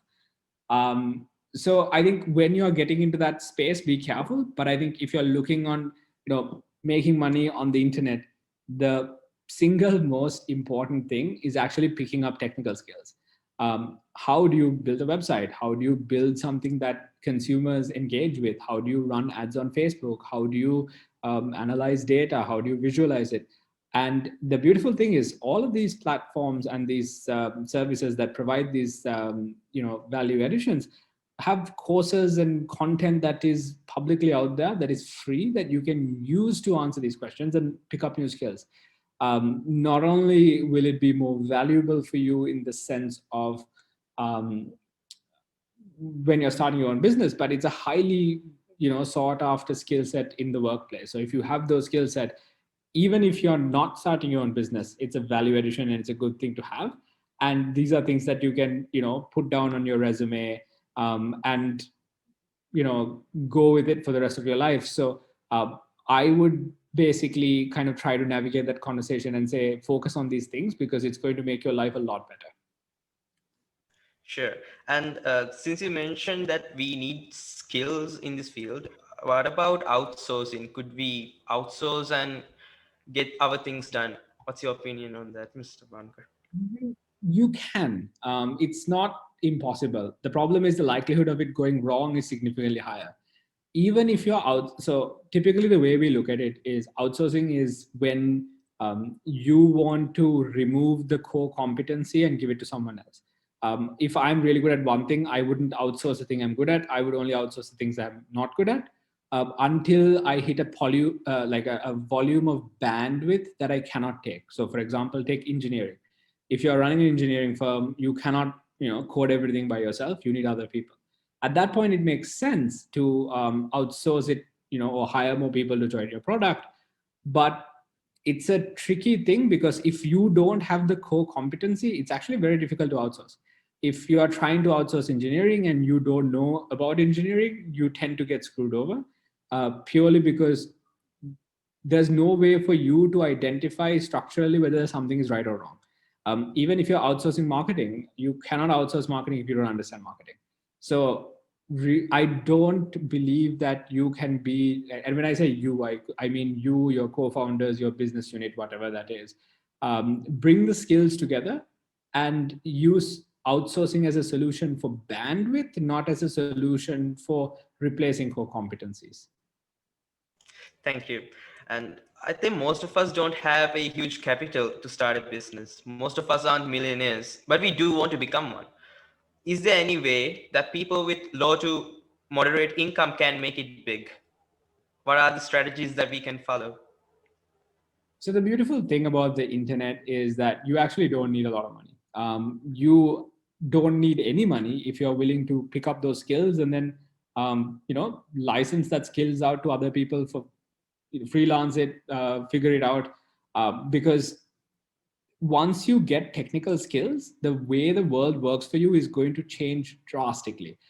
People will want your time and they will be willing to pay for it in terms of cash, in terms of equity, in terms of a lot of other things. I think one of the pitfalls of entrepreneurship is people assume that they need to have the big idea. They need to be able to run with it. I think as long as you have technical skill sets, you can be significantly better off by participating in someone else's ideas, where you can solve problems that they can't on their own. One of the most successful things I've done is actually something that I've never talked about. We have a product called Publisher Rocket. Publisher Rocket is an analytics platform that helps authors understand how many books they will sell before they write the book. The way we do this is we understand how Amazon's API works. We do search queries to say, oh, there are 7,000 people looking for A. There's only 5,000 people looking at B. So if you write a book about A, the likelihood of you selling more is going, there's a high likelihood of you to sell more books on A. What we did with this is me, a couple of our friends got together, built a product. The idea isn't mine. The idea is a friend of mine called Dave Chesson. And we essentially ended up building this business. Now, as someone who helped put the engineering and the product together, I have an equity stake in that company. It's 10%. It's not a lot, but it's there because I put zero capital down and I have the technical skill sets to pull that off. Today, Publisher Rocket is the largest book publishing analytics software in the world. And we are in discussions with a firm where they're looking at acquiring the company for anything between 6 to 8 million US dollars. Now, sure, I didn't have any capital to start that, and it's one of our very first projects. But being in a situation where you stand to make 10% of that is actually quite nice. And I think the way I would look at the capital problem is don't always try to solo everything out. You don't have to. you're in a situation where you can bring in a pool of skills together to solve a problem. And with the internet, you actually don't need any capital at all. You can get to the point where you create an MVP, a minimum viable product, or a prototype with virtually zero cash, as long as you're in this web-based community. And when I say zero cash, I mean, sure, you'll have to spend like $10 on a domain name or something, but it's not something that is a capital intensive exercise where you need investors. Thank you. And if you're trying to start an online course or trying to build up a digital product, which we are going to put up on the internet for people to buy, is the market saturated, or can we make it work? I mean, you can make anything work, right? It's just that it's tricky. As long as you're adding value, you can do it. I know friends of mine who are selling like $5,000 real estate courses. I'm not a fan of it. I would personally probably never put up a digital like info product, because it's just not something that I believe in. You can do it. You just need to find a group of people who will go through that and say, okay, this makes sense, and I am willing to spend money on it. The tricky things is that distribution is expensive, acquisition is expensive, and pricing is important. So it's a tricky thing to do, but you definitely can create digital products and sell it, whether it's in the form of a course or whether it's in the form of a software. And I think that answers the question. So it's the year 2021. We can consider the smartphone as a digital extension of our body. We are embedded to the digital realm. So the burning question is, should I, as an entrepreneur, focus on traditional businesses or an e-business? I don't think there's a difference. I think what happens is businesses use technology. It's kind of like saying back in the day, do I like advertise on television versus advertising on the internet? It's companies that are forced to grow have to understand how technology works and become a part of it. There is benefit, like the majority of the e-businesses, so to speak, that are really large actually have physical footprints. The majority of physical businesses that are really large have digital footprints. I think, if you take a company like Amazon, you would consider it as a technology company, but if you look at the amount of physical infrastructure companies like Amazon has, it's absolutely massive. I don't think we are we are at this point in time where there isn't a difference between a business that is catering towards like using a lot of technology versus being physical brick and mortar. I think it's just an understanding of the level of intensity and how deeply integrated to technology they are. But in all as honesty, like, we can no longer make that segregation. The more technologically advanced the organization is, you'll achieve better efficiencies and you'll make your life easier. But that is kind of how we look at the problem, not an online, offline kind of situation. Yeah, and I think that's a clear definition of if we can start an e-business or a physical business. And talking about cryptocurrency, it can be called as the best candidate to take over fiat currencies. And I think a country even tried to make it a legal, like an accepted currency inside the country. And can I know if it's actually worth it investing in cryptocurrency, and how can we invest in cryptocurrency being a Sri Lankan?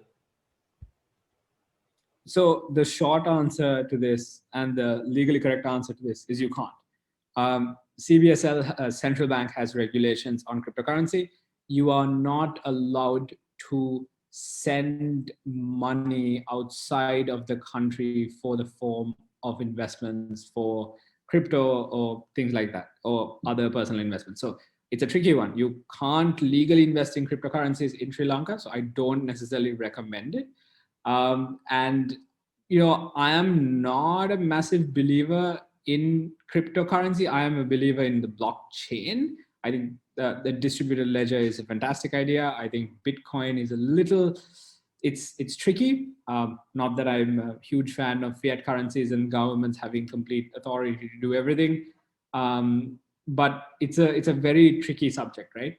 I think for most people, they view cryptocurrencies not as a medium of exchange, which is the ideal use case of cryptocurrency, right? Like we should be able to, completely live our day-to-day lives on that same currency, not look at speculating on that currency so that you can make gains when it goes up and down.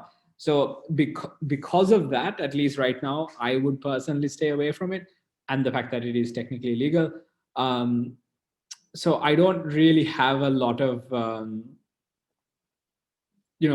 good thoughts on this matter. I just tend to stay away from the whole thing. Sure. But I recently went on to some cryptocurrency exchanges. They do support P2P transactions on Bitcoin. Is it illegal, or can we do that? It is technically legal as long as your P2P transaction is coming from and moving within the country. It becomes illegal when your money leaves the country. So it's a bit of a gray area. But the CBSL stand, like the central bank stance on cryptocurrency right now, is stay away. Sure, and I will. And on a personal note, what do you think about Dogecoin and all these new cryptocurrencies that come up? And are they like Ponzi schemes? Are they pump and dump? Look, I mean, the guy, the dude that made Dogecoin was basically like, I made it fun. It was a meme. It was funny, and I would 100% back it because it's the internet, right? Like, there's no, like, you don't throw money at it because there's any real value. You throw money at it because it's funny.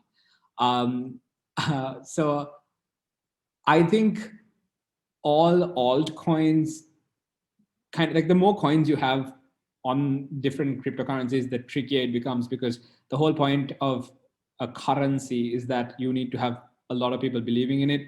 The more diverse the options of cryptos are, the less value each individual crypto has. So what essentially happens is that, like, market caps and everything becomes volatile in each currency on a, like an hour to hour basis. That's really what it is. It's nothing more than that. It's essentially, at this point, it's the greater fool theory. Whoever is left holding the bag doesn't have any money. And at one point, if it crashes, or the alternative to any of this working is it becomes, equivalent to the US dollar, where you technically have someone taking responsibility to it, or everyone taking responsibility to it. And that's the problem inherently with currencies, right? Because technically, if the US government collapses, which it can't because it's a reserve currency, everything falls apart, and the entire financial systems that we've built over the last hundreds of years fall apart. But that's a conversation for another day. Sure. And what type of background do we need to have when we are communicating with international entrepreneurs and others? Do we need to have a special skill set that we have to be equipped with? I think as a look, I think one thing that we have to do is we need to focus on language. I think it's a terrible thing that we as a country do to try to focus to improve Sinhala, and we hold it really greatly towards us as an entire nation. That really screws us over, because in a global setting, we are speaking a language that only about 20 to 30 million people can actively speak in a population of 7 billion. I think the most important thing is people need to brush up on their language if they're actively trying to communicate and engage with other parts of the world. English is a good option because that's what majority of the internet is written on. And I think as long as you can effectively communicate in that language, the entire world is open for you. And if you had to pick one skill from all of this, it would be that. Be an effective communicator in a language that people understand. Sure. And coming back to drop shipping, some people claim that they have huge profits from drop shipping. Is it true, or are they being a fraud? No, I mean, you can make a lot of money from drop shipping. Again, the problem is it's difficult to manage over a long time. It's not a business, it's an arbitrage. It's kind of like you can make a lot of money doing, like, with Dogecoin, right? If you bought it at a couple of cents and it randomly booms up and you exit, it means you made a lot of money.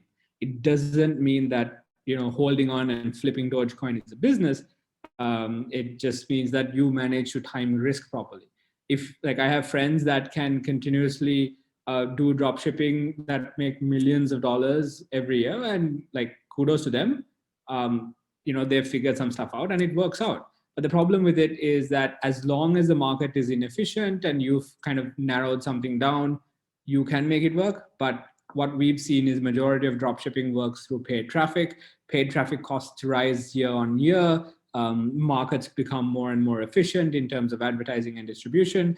And because of that, the likelihood of success on a specific product over a prolonged period of time is low. Essentially, it's the issue of you are never going to achieve product market fit because you have no control of neither the product nor the market. But like it isn't something where you can't make money in this. It's just you are in the business of risk, not in the business of creating value. Sure. And I have a huge question about esports in Sri Lanka. Do we have a future? Is esports the new thing? Esports is definitely not the new thing in Sri Lanka. We are a country that is like the biggest problem for us with esports, and like there's a couple of businesses that are really trying to push the boundaries on esports. But the problem is our infrastructure is really limiting.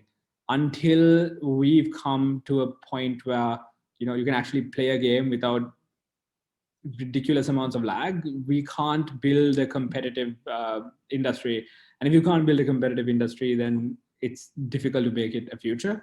There are a couple of people that have competed globally and have won at some levels, but it's a very infant stage industry in the country. There's great amounts of support and large communities, but financially speaking, it is still very immature. And honestly, like I think at the current rate, it needs a large infrastructure push before it becomes something large, like functional for people to actually make a living on it. So I would say we are probably like a decade or so behind before that happens. Yeah, I can second that. And for our upcoming YouTubers in Sri Lanka, what can we use? Like, what are the strategies that we can use to grow our channels? And I think most of us are struggling because we are under 1,000 subscribers and trying to get the partnership, like the YouTube partnership agreement, and make money. But yeah, that's a huge issue. Forget about monetization on YouTube, because the problem is, unlike if you're under 1,000 subscribers, like even if you do get a partnership right now, you won't make any money. You'd make like $1 or $2 or some sort of insignificant amount, which doesn't change your life anyway. Focus on actually building up a community. Create content in a consistent way that appeals to other people and have a personality around it. Just go by the fact of, would you watch this content? And if it's not good enough, then you're not going to build a following. And if you are not consistent, your channel will just not succeed. We have one of our YouTube channels called Simple Books for the accounting and legal services business that's doing actually really well. It creates content around entrepreneurship, and it is, I believe, now at about 36,000 subscribers. It's getting about 300 to 500 subscribers every single day. And for them, what worked really well was they have similar styles of content. Their content focuses on the same niche, which is entrepreneurship, small business, and they create content in Sinhala. They've identified a market where there's not a lot of localized content, so they're really working hard towards localization, and they're consistent. They post at least 2 to 3 videos every week, and every time they create content, they build a large following. Now, the beautiful thing for them is they're not doing the content because they want to make money off the views. It's because when they are consistently communicating to this audience of young budding entrepreneurs, every time they need legal support and accounting and financial support, they go, okay, I'm going to talk to Simple Books because these are the people that we trust. So the way they make money is not from the views, but because of the affiliate services and things like that they provide. And I think that's important. And I think you need to have a strategy not only around building that following, but why are you building that following? What is it that you're actually putting out there into the world? And long term, what's the upside for you? Thank you. And can I get your idea on the economic debt trap of our country? What can we do to improve that? I think Heminda touched it really well. I think it's difficult to solve without bringing in large reserves of currency into the country. The short-term solution is probably more debt. But the long-term solution is we just need our country to have a larger source of income. It's, like technically if someone in this room builds the next Facebook and, creates a revenue line that's worth hundreds of billions of dollars, you automatically fix this country. It's difficult to do, but technically one person can do it. But at the same time, the structured approach to this is build high quality exports, whether it's services, technology, things where you're not just shipping out raw materials, value add, sell it outside of the country, and bring a certain source of revenue back into the country, which essentially gets accumulated through taxes and all of that, so that we can kind of get out of the debt trap. I don't think it's easy, but it is kind of the solution to it, as opposed like alternative to just printing more money. Have you invested in stocks, and what do you think about the stock market of Sri Lanka? I have. I no longer do because of just personal preferences. I think my stance on it is it's you as an individual have so little control over it. I would much rather invest capital on things that I can control. So I would invest in private equity as opposed to stock. I think stocks make sense when you're at a certain amount of cash that you cannot allocate on private investments, and you have to, like, if I'm just starting out, my allocation of capital will be towards increasing my skill sets, increasing my health. Then once I completely maximize that, I would look at private investments. Once I completely maximize that, only would I look at public investments, because that's at the least amount of control, right? So your capital allocation should be based on the things that you can control the most to the things you can control the least. And in that sense, I think unless you have incredibly large pots of capital, you can't make any money in the stock market. The best investors on earth do generates about 20 to 30% year on year. So unless you have, and they operate on other people's money. And unless you have a large allocation of capital, it's going to be difficult for you to turn that into like a sustainable source of revenue. So I am an advocate for doing that on the late game and not in the beginning of your journey.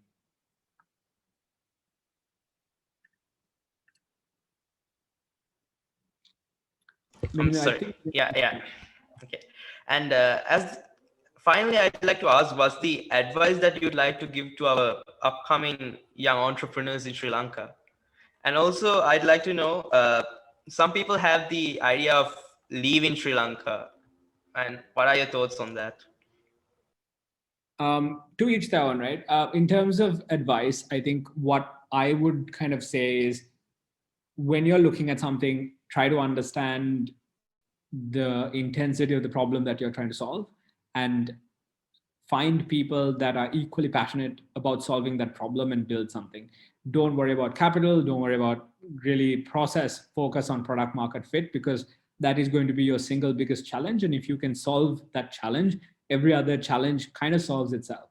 I think, really obsess over the problem. About leaving the country, it to each their own, right? It's very easy for me to say that I'm not leaving the country because I'm currently in a situation where life is relatively easy for me. I was brought up in a very loving, caring household where my parents took care of us, and I didn't have to put food on the table. Now I'm at a point where I no longer have to worry about my financial future. And because of that, I would like to spend my time and efforts in the country to try to make the situation here better. If you are in a position where leaving is the only out, you need an exit, you may be in like abusive households, each and every person has a different reason to leave, and you kind of have to figure out what makes the most sense for you, because at the end of the day, you kind of have to make sure you're at the best position you can be as an individual, and once you solve that, you can worry about other people. Take care of yourself as the first step. Sure. And this is this is the end of this session. And thank you, Mr. Bhanuka, for joining us and sharing those valuable information. And I think it clarified a large portion of uncertainty in our audience. So to start the Q&A session, I'd like to hand this over to Tenula. Tenula, over to you. thank you මිනිදු මං හිතනවා අපිට ගොඩක් ප්‍රශ්නවලට උත්තර හම්බුණා කියලාද mister බානුවගෙනුත්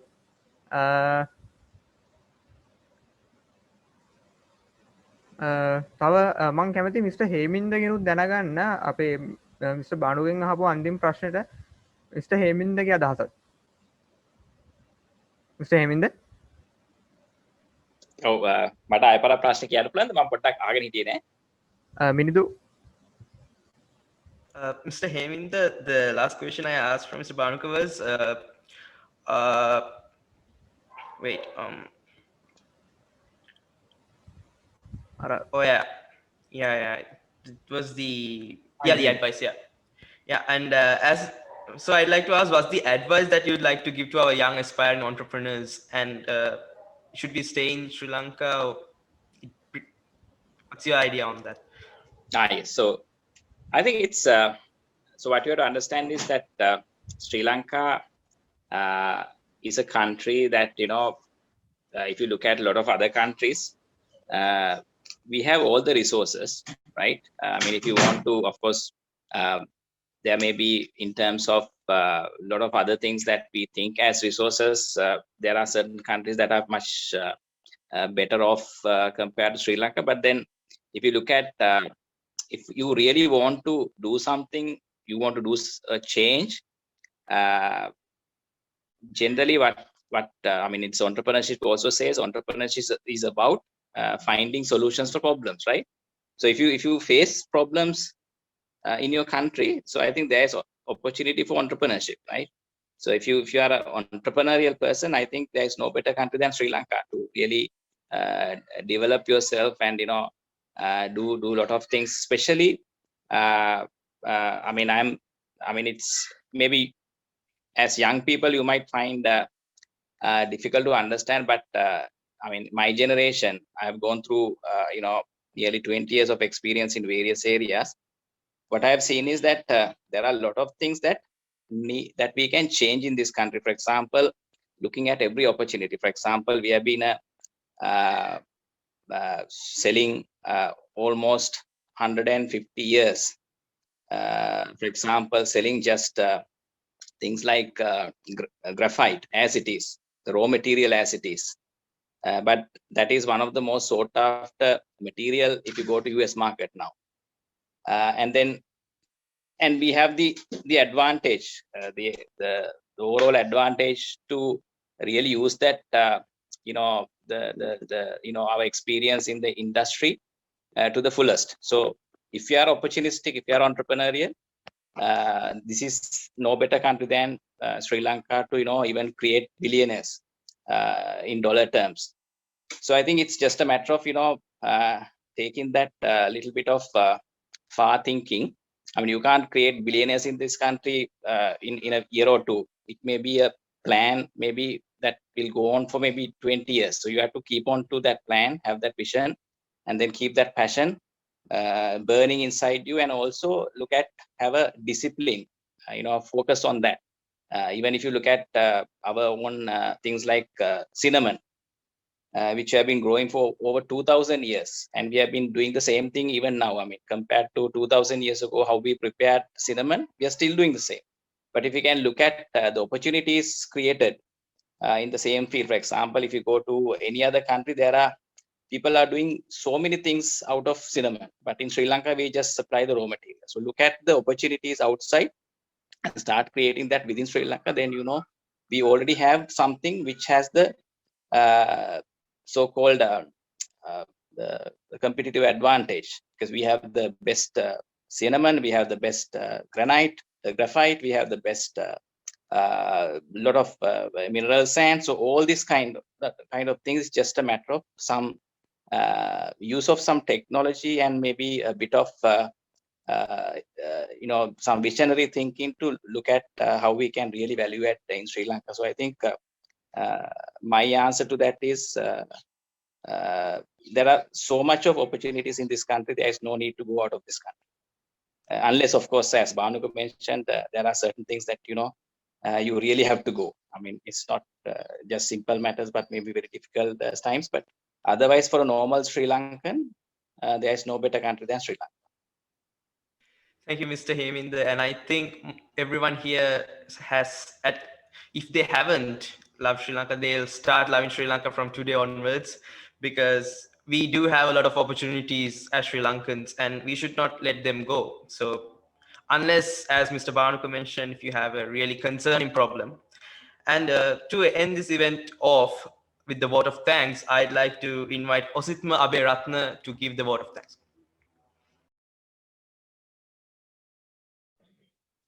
Well, thank you, Minidu. So, a very good evening to you all. Ladies and gentlemen, we have come to the end of our session, which gives me an immense pleasure to deliver a vote of thanks to all the dignitaries who assembled to our event. First of all, I would like to thank our special guest, Mr.Heminda Jayaweera and Mr.Bhanuka Harischandra, who gave us the most inspirational thoughts and valuable ideas on business. So, as from my opinion, you both are really busy people, but with that you showed up and you showed your valued time with us without hesitating a bit, which gives my heartfelt gratitude to you both. So, without any further ado, I would like to thank our President Sasidhu, Organizing Committee, and club members, also our beloved audience for joining today's event. And again, I thank each and everyone who joined our event, and I hope each and everyone has enjoyed the little things, the fun facts and most inspirational facts, which we can go together and develop our country. So with that, I'm concluding my speech and handing over to Minidu. Thank you. Thank you, Osithma. And thank you all for joining today. A special thanks to our respected invitees, Mr. Heminda Jayaweera and Mr. Bhanuka Harischandra, for joining with us and sacrificing their time for this. And I know that everyone gained a lot of knowledge and got inspired to pursue their dream of becoming a successful entrepreneur. We will inform you on any upcoming events, and thank you again and see you soon. You can exit the meeting now. All right. Thanks, everyone.